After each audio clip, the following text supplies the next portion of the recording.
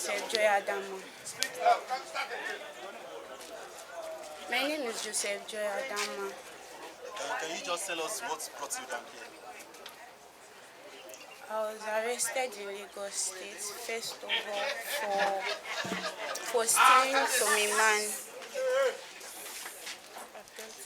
Yes, go ahead. for attempting to steal from a man, but we later found out that the man was dead. Can you just tell how it happens? Okay. I worked for him in his clubhouse last year for about 3 months until the clubhouse got shut down by the government. So on the first day that I submitted my CV to his hotel for the job, he copied my number off my CV and he called me and he told me that he wanted to have he wanted a relationship with me, but because I was working for him then, I used to turn him down. And during the course of the 4 months I worked in the club, every time he came into the club too, he always made advances at me, but I did not turn him down like rudely because he was my boss. And then when the club got shut down, I stopped working. Then later I worked like down at the bar for like a month and a week until I now stopped working by myself. I resigned by myself. So even after I stopped working, he still used to contact me and text me and everything. But anytime I tried to ask him for anything, there was even a time I asked him to help me when I had rent issues. He just ghosted me, and then later, after a while that he knew that everything was already calm and I didn't need the help anymore, he came back and started texting me again. So it happened that like two 2 weeks I stayed in my friend's hostel for like 2 weeks because we were having exams. So during that time he still used to text me, so like he even called me one day like that and he said he wanted to see me. So I talked about the man with my friend and I told her that I don't want to have like any sexual relations with him at all. But at that time I was also in need of some money for some personal stuff that I wanted to sort. So that was where the idea of like stealing cash from him, like maybe from his car, because mostly people used to like have cash inside their car in the middle place of their car. So the idea was that like if he agrees to do BDSM with us, like to like BDSM is like the kind of sex where you tie the person's hands and legs. So while his hands and legs are tied, we can like take cash or whatever valuable we can find and live with it. But it turned out that that day, even when we went to see him that day, when he asked us to come, we even talked to him about needing jobs, but he told us that he did not have any job available at the time, but with time that he will be able to find something for us. And he also liked my friend that day. He was even like he was telling my friend that he likes her and he wants to sleep with her and everything. Basically that day he was like proposing that he was proposing that he wanted to like have sex with the both of us. So we now proposed the car sex to him and he agreed, and the BDSM too, he agreed. He was even telling us already from the garden about how he was going to deal with us and everything when we get inside. Although we were not bothered because we knew we were not planning to have sex with him and we just wanted to like take his cash and leave. So he now told us that it started raining. So instead of us going to the car, he now told us to go across to a building that was across the garden where we went to meet him. So when we went inside, we were waiting at the reception, and then he just came and he started going inside, and we were following him. Then it turned out that it was a room. Like we didn't know that the guest house that was there, maybe he works there or he owns it. So when we went inside the room with him, my friend went inside. She excused herself and went inside the toilet, and I joined her inside the toilet. So while we were inside the toilet, I explained to my friend that his car sex that we wanted to do, this one that he has brought us into the room, what are we now going to do now about it? So she was just like, I should be calm. We went back inside with the man. And because he already had eyes and attention for my friend before, he started touching her immediately we came out, and he carried her and placed her on the table. He removed his shirt, like he got naked and he got on the bed. Then I got on the bed with him. He allowed my friend tie his hand and tie his leg. He was even the one that raised up his leg for her to tie him. So after she tied his hand and his leg, based on the fact that we were in a room and not in a car, because normally we thought that if we want to have car sex with somebody, it cannot be in a public place that people can easily see or hear. But because it was in a room, so we were already thinking about what we're going to do, like in case, like maybe he start shouting or something. So apart from the two ropes that were used to tie his hand and his leg, there was one other tiny clothes, like all these clothes rope that they used to tie on gown that was tiny. So after my friend tied his leg and his hand, and she placed the rope in his neck, so I had this small cloth I used to tie on my head, like small handkerchief I used to tie on my head like a scarf.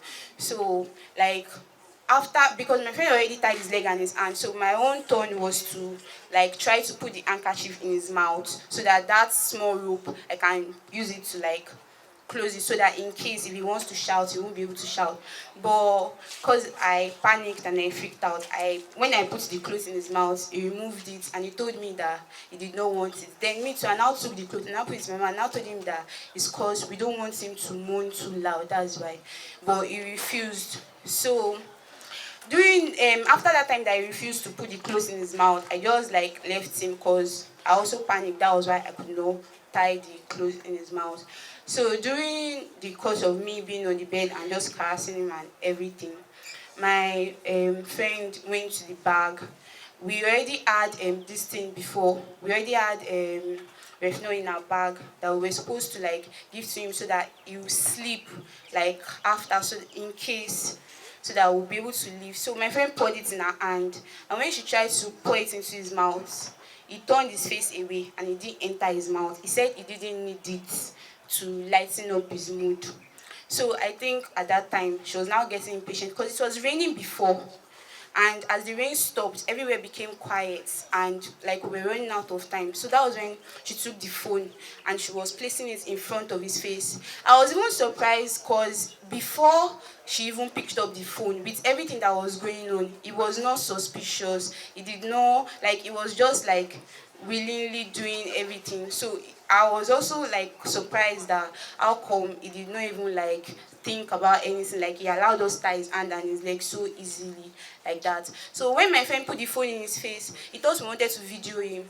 So it was not like we should not video him, we should not video him. That was when he now pushed me off the bed because I was already sitting like on his leg before. That was when he now pushed me off the bed. So my friend got on him and she put the phone in his face and tried to like unlock the phone with his face, like since he didn't have, because the man is like he did not have like cash or anything with him that day in his pocket or anything, and we didn't go to his car, so there was nothing else that we could do except if we were able to like get money from his account. So when my friend put the phone in front of his face, that was when he now freaked out and he now started like shouting and everything. I don't know how he managed to lose the rope that was used to tie his hand, and he started hitting my friend. So as he started hitting my friend and he started shouting, she took the pillow and placed it over his face to muffle his screams from shouting. So like during everything, suddenly it just went calm, and like as it went calm, I got down from bed and I asked my friend that like I think this man is pretending because like he wants us to like let our guard down and he will try to stand up and try to hold us again.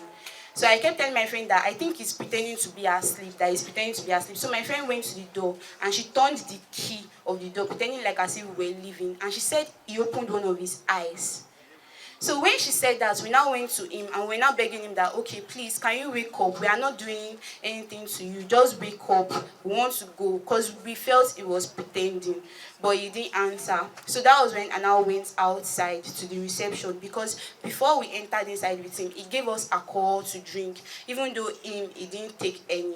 We asked him why he did not take any. He said he does not need alcohol to get in the mood, that we should just drink the alcohol because he was going to deal with us tonight.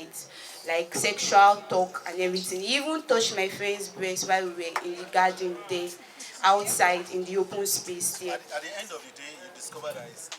We did not discover he was dead until when the police apprehended us. How? I already went home to Mowe. So it was while I was in Mowe that the police came to apprehend us. I even thought that it was because we left with the phone, the man's phone, that was why they came to apprehend us. And we gave them the phone and the SIM card, only to find out later that that time that we thought he was pretending, he was already dead. What are the other things that you went with? We went with the rope, refno, and one small kitchen knife that was blunt. Because when he started eating my friend, the kitchen knife that was in my hand, he tried to bend the knife, but the knife didn't cut his hand because the knife was blunt. We held the knife just to make him scared. Like, the knife was not even sharp at all. It's like all these birthday knife they used to cut cake. So instead of that, when he was eating my friend, that pointy part of the knife, I was using it to like pierce him a little and begging him that he should stop eating my friend. That like if he should stop eating her, that we are not going to hurt him or anything. But he kept on eating her until when he suddenly went calm. All along, you went in with everything to kill him. No, sir. With what you?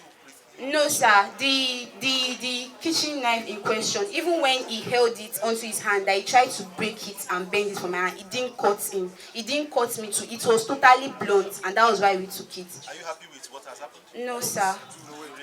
Yes, sir. Is that the first time? Yes, sir. That was the first time ever that we've even tried to steal from anybody.